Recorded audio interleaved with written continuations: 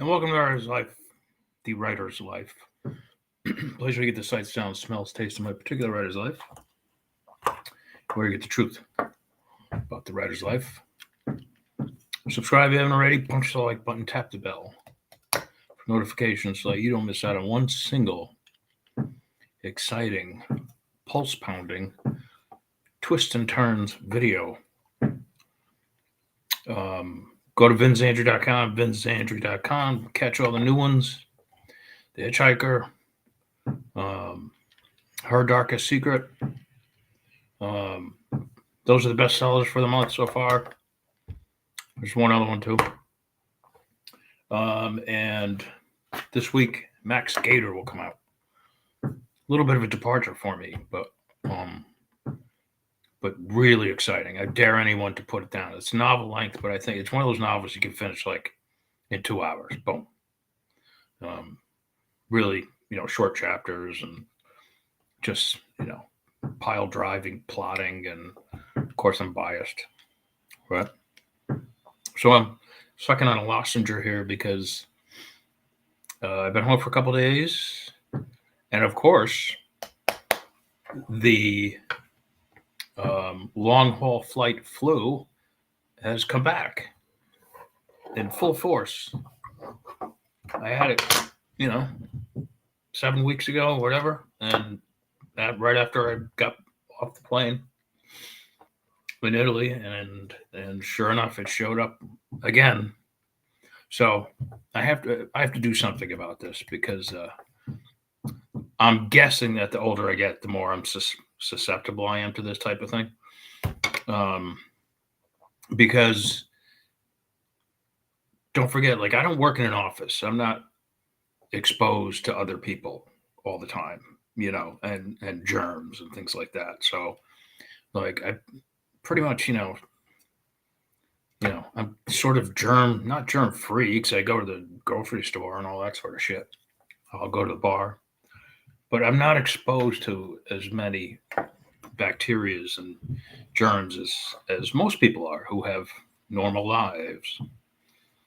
And so whenever I'm on a plane now, which is a petri dish anyway, I just get sick. I'm not sick, but I get this cold, and it's murder sleeping because you get the post nasal drip, and you're like choking, whatever. Anyway, I always have something to bitch about, don't I? Wow, look at that hair. I gotta have my son cut my hair pretty quick. And I got my trusty ruler back.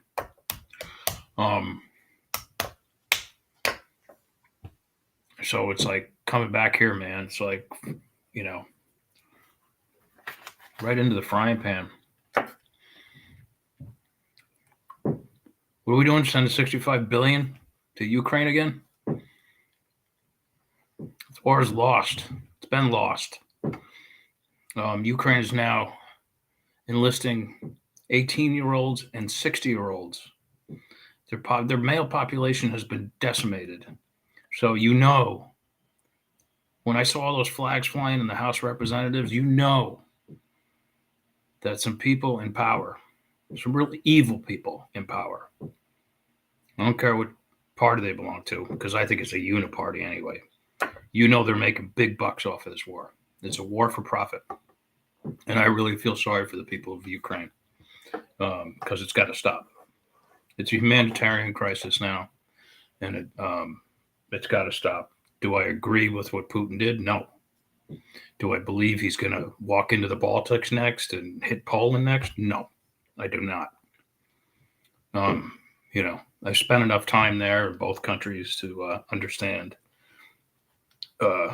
what it's all about.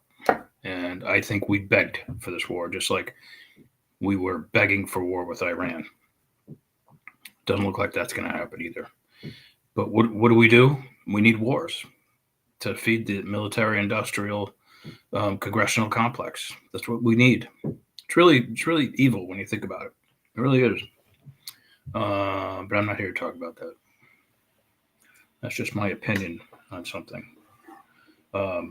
But this guy, Mike Johnson, the new Speaker of the House, he just completely reneged on his promises, stabbed a whole bunch of people, the American people, in the back. He's a weak man, and he needs to go. He really does. Be that as it may. So how do I feel about being back? Because if you recall, I wanted to stay in a. I better turn the chat on just in case somebody's out there. People aren't used to seeing me. I haven't done one of these in ages. The plan had been, I'll go to Italy, stay in a residential area, which is not as expensive as staying right in the center of the city, which is prices there have skyrocketed, doubled. But stay in a reasonable residential area that's very close. And if I can work well there, if, everything, I'm really loving it, I'm really settling in, then maybe I'll stay for the full summer, maybe even into the fall, and do a long-term lease. That's the agreement I had with my landlord over there. But like I had intuited before, while the apartment was nice and everything was safe, it was just too sedate for me. The lifestyle was just too sedate.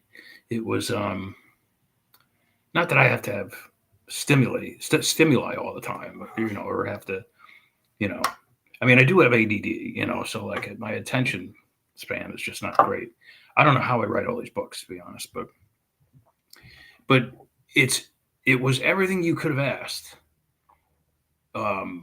for the Italian lifestyle, or the European lifestyle for that matter, which was very quiet.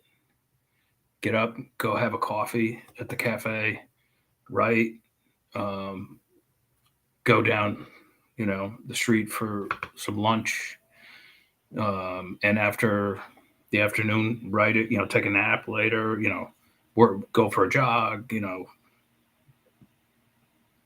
at the end of the day, go to the bar for a prosecco,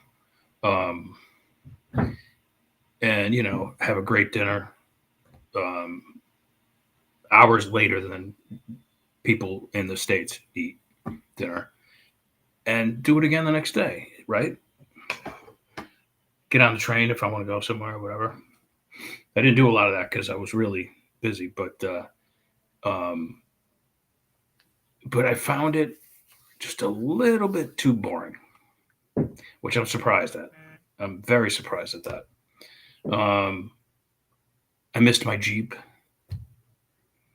just getting in the Jeep, going to the mountains, stuff like that, going skiing. And you can't really have a car there. You can have a vehicle. In this particular neighborhood, you can manage a vehicle probably.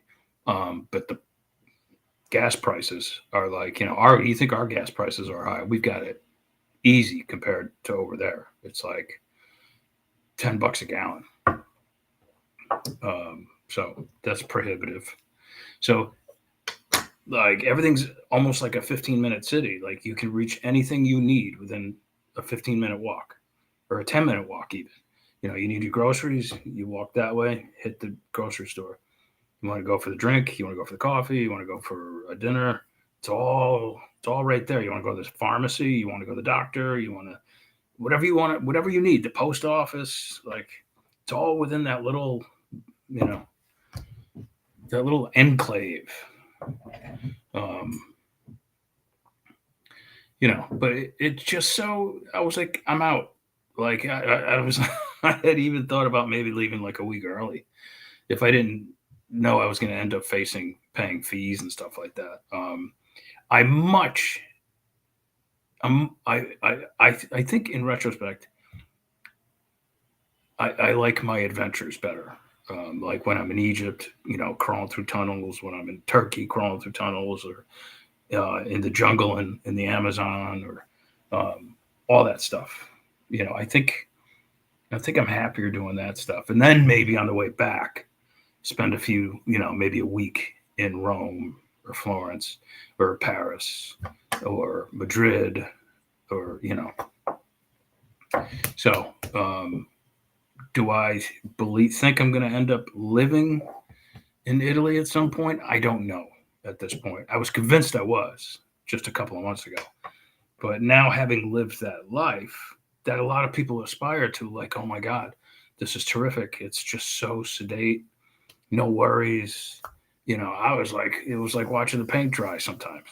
So, hey, I'm not complaining. I just spent 2 months, almost just short of it, 2 months in Tuscany. And so I'm not going to complain. But because some people don't get to do that ever, even for a week. But I want a little more action. You know what I mean? Just a little more action than that. In any case, that's my final report on Italy.